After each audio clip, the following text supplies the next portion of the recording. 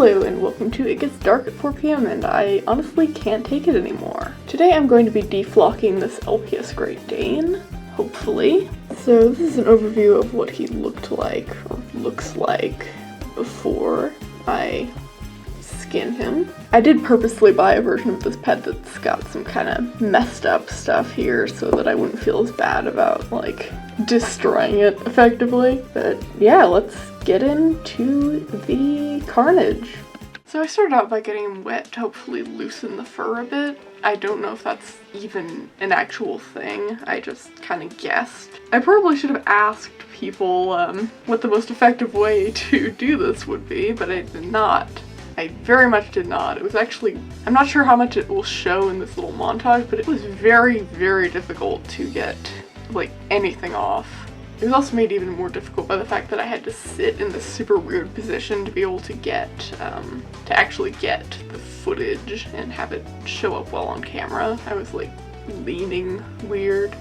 Even by the end of this, I had not gotten, there was still, like, a large amount of fur left on the head, but I just kind of, like, gave up and finished it off camera. There will probably be a portion of this narration where it just fades into music because I am leaving a lot of pauses that I'm gonna need to cut out, but anyways, while watching this, remember have it in your mind that I am struggling while doing this.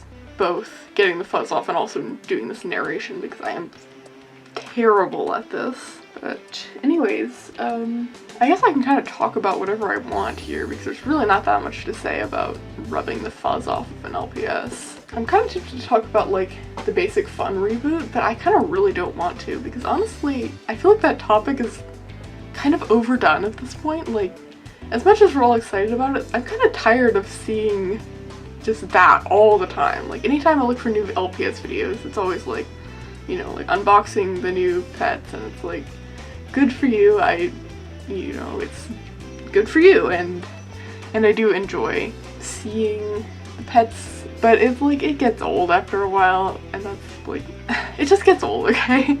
I'm sorry, and it's not meant to be like degrading anyone, but it's just, I want a little bit of variety, alright?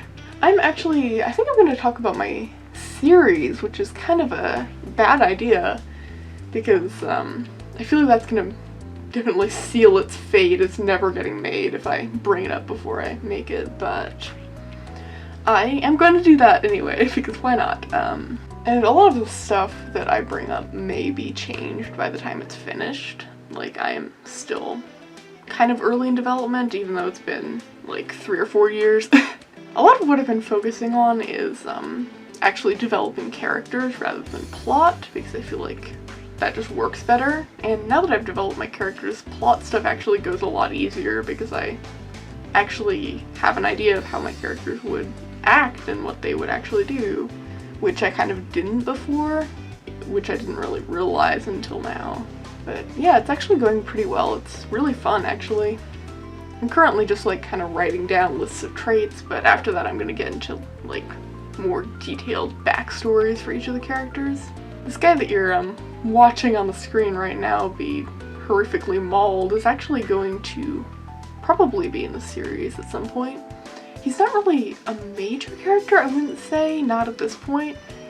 It's more the idea of him which is present in the series, I guess. Like, he was basically someone that our main character used to idolize a lot, like look up to, kind of like a, I guess, role model. I've never understood role models as a concept, but that's a different topic. But he isn't really present throughout the series much, except in, like, flashbacks or whatever. But yeah, he's actually been very fun to develop. He's one of my, one of the characters I kind of created later on.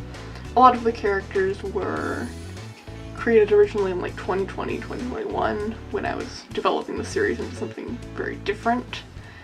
But he was created like a couple months ago, but he's just been interesting. He's one of the few characters that technically, I guess, has a tragic backstory, I guess you could say that.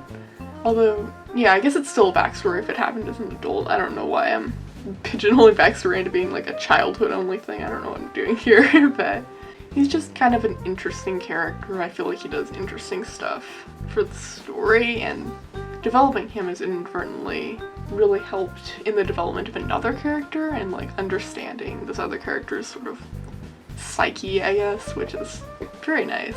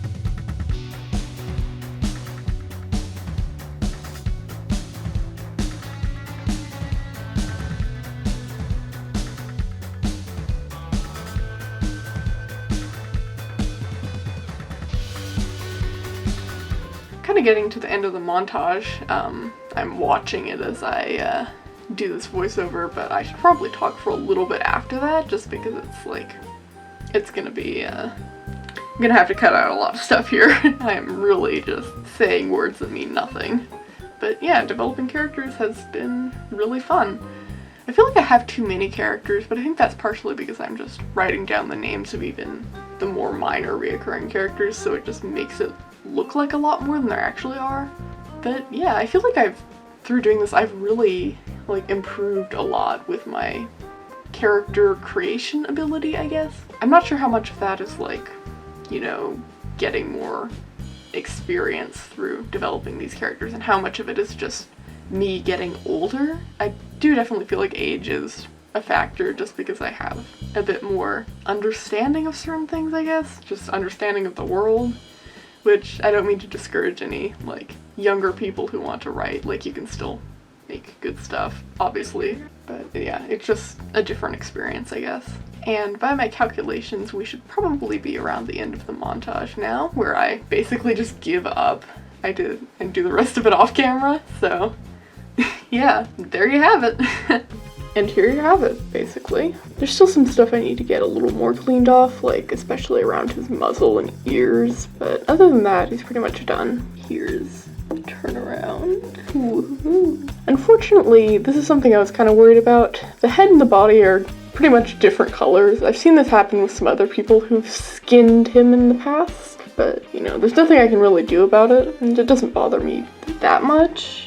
Overall, this was a lot harder to do than I thought it would be. Other people make it look so easy, and it's not easy. I was actually sort of thinking about maybe maybe painting his ears brown to match the paws, like how it is with the flocked version. I'm kind of probably not going to do that because I have incredibly shaky hands. I am not a painter at all, so I feel like I would just mess it up. Maybe if I magically develop painting skills in the future, I'll do that. So yeah, that's pretty much it. I'm pretty happy with how he came out overall. Hopefully in the future, this is a more certain thing, I'm going to do a peg swap between him and some poor victim, because flocked pets' heads don't bobble, they just turn, which I don't really want. But yeah, for now, he is done. I'm very happy to have finally stopped procrastinating after 2 months and just done the skinning.